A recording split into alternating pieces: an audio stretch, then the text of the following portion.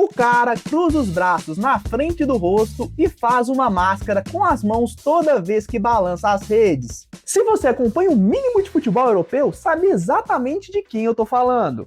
A torcida do esporte enlouquece. A Europa especula transferências estratosféricas. E a mídia trata o sujeito como uma verdadeira máquina de destruir defesas. Mas há um detalhe que esquecem de te contar, ou simplesmente ignoram para manter a mística intacta. 4 anos antes de virar o pesadelo das zagas europeias, esse mesmo maluco não conseguia fazer um mísero gol na segunda divisão da Inglaterra. E não é força de expressão. Ele passou 11 jogos no Swansea apenas existindo em campo. 0 gols, nada. E como foi que ele virou essa máquina? A história começa no Brommapojkarna, que tem um nome bem difícil de pronunciar, mas que é simplesmente uma das maiores academias europeias de futebol em volume de jogadores. No meio dessa fábrica insana em Estocolmo, com mais de 250 times de base, o Gyökeres não era um jogador habilidoso que driblava o time inteiro. Era um tanque de guerra em formação, um garoto desengonçado que compensava a falta técnica ganhando do zagueiro na força bruta. Em 2017, ele aprendeu a usar o próprio corpo. Aí o Brighton resolveu que seria uma ótima ideia comprar o sueco em 2018, quando o time ainda não era essa máquina de scouting. Jogaram o moleque de 19 anos no Sub-23, em um país com clima e estilo de jogo completamente diferente, e só observaram. Na base, ele fez 14 gols, mas quando chegou na Premier League, a história foi bem cruel. Sem espaço, começou os empréstimos que quase obliterou a carreira do jogador. Na temporada 19-20, mandaram o moleque para o tradicional Sampaoli, um time caótico, sem padrão e brigando para não cair. Para ferrar de vez, a comissão técnica teve a brilhante ideia de colocá-lo como ponta esquerda, correndo feito maluco atrás do lateral adversário. Mesmo nessa bagunça, ele ainda arrancou 7 gols e 4 assistências na temporada. Foi um desempenho razoável o suficiente para em 2020 o Swansea pensar: pô, acho que dá para trazer o sueco para cá. Aí, meus nobres, a coisa ficou feia no nível de dar pena. O Swansea jogava com muita posse de bola e o Gyökeres sofreu com o esquema tático. Ele entrou em campo 11 vezes na segunda divisão. O saldo dele nesses meses de agonia foram de exatos 2 chutes no alvo, em 11 jogos. 0 gols, impacto nulo. O Swansea quebrou o empréstimo e o devolveu sem pensar para o Brighton logo em janeiro. Podem levar de volta, porque aqui não vai dar certo. Qualquer jogador normal pediria para voltar para o conforto da Suécia e sumir daquele lugar. Mas o Coventry City, em desespero absoluto para não cair para a terceira divisão, topou o empréstimo para tapar o buraco no ataque. Ele fez apenas 3 gols em 19 jogos naquele semestre. Os números continuaram medíocres, mas o técnico Robbins viu que a planilha não mostrava. Um cara com sangue nos olhos, que atropelava os zagueiros e corria como se a vida dependesse daquela bola. Ignorando o fracasso recente, o Coventry pagou 1 milhão de libras para ter o jogador em 2021.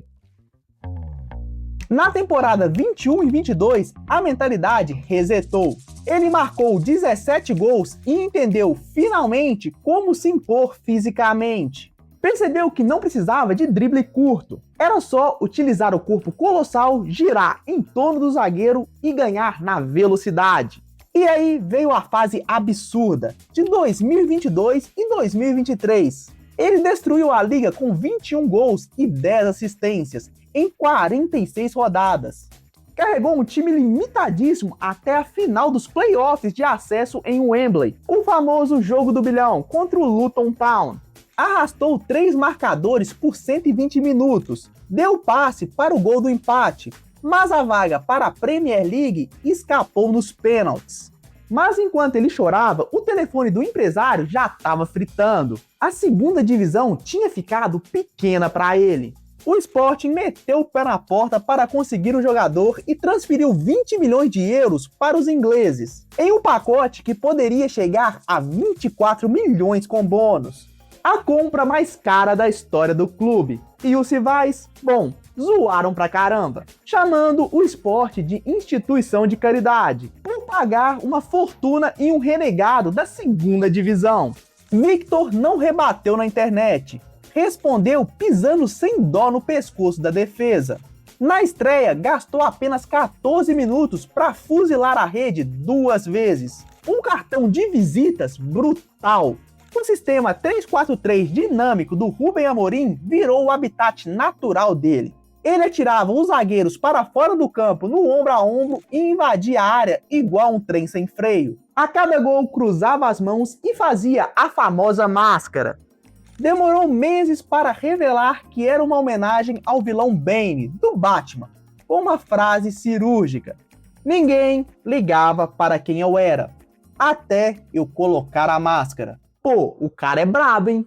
Em 2023 e 2024, ele distorceu completamente a realidade, com surreais 43 gols e 15 assistências em 50 jogos. São 58 participações diretas em gols. Calou os críticos, arrebentou a artilharia, trucidou o Benfica e o Porto e faturou a taça de campeão de forma antecipada.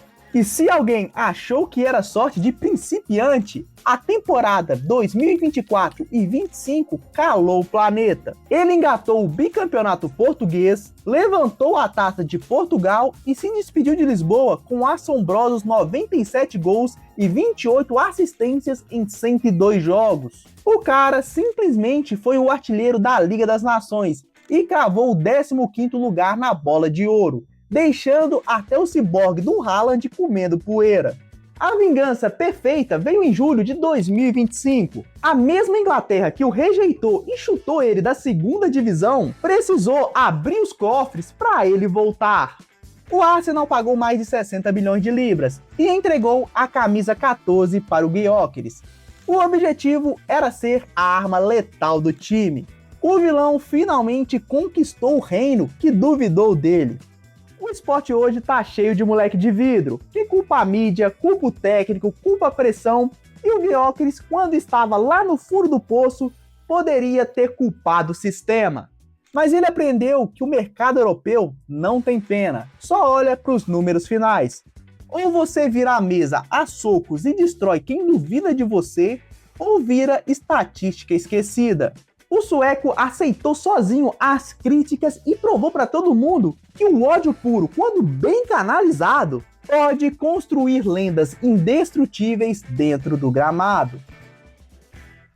Se você gostou de verdade desse tipo de conteúdo que vai além das fofoquinhas do futebol, deixa o seu like aí, mas só se você realmente gostou desse conteúdo. E a nossa conversa vai continuar aqui embaixo nos comentários. E a gente se vê por lá. Valeu, falou e até lá!